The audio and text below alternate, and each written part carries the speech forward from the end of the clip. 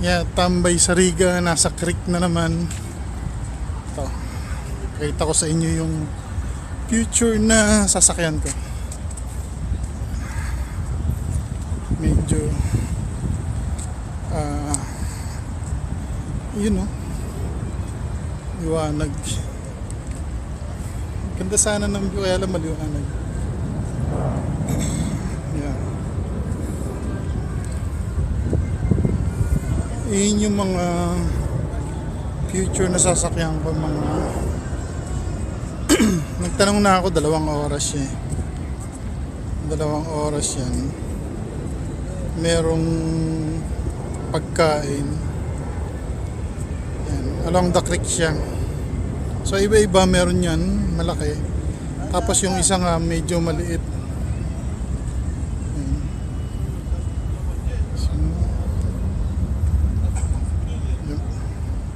Ito maliit to eh. Ano na, hindi na gumagana, for sale na siya. Maliit. Tapos ayun, merong yate doon. Yun, pangarap ko yate.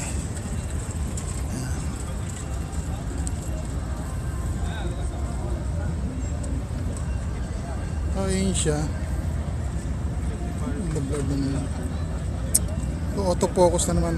Anyway, yan, I'll be riding that, kaya mga guys, stay tuned. Magbo-boat ride ako sa gabi. Yan. Lapit tayo ng konti dito, and you will see yung ibang bangka na ano, na for hire. Yan. Ayun siya.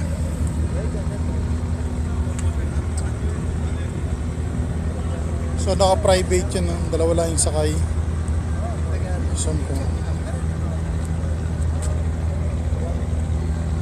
2 lang yung sakay niya.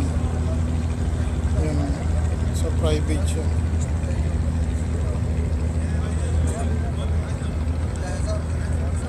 Private. Pwede sa gabi, mas ano, medyo mahal nga lang yun.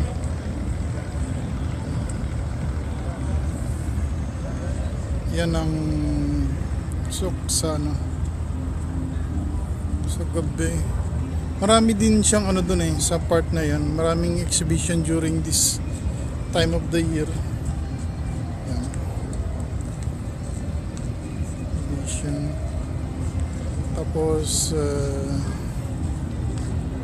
meron dun yung mga yate again. Ayan, mga yate. Dito pala, ayun pala. Ayun yung mga yate. Nakaparada lang siya. Teka, zoom ko.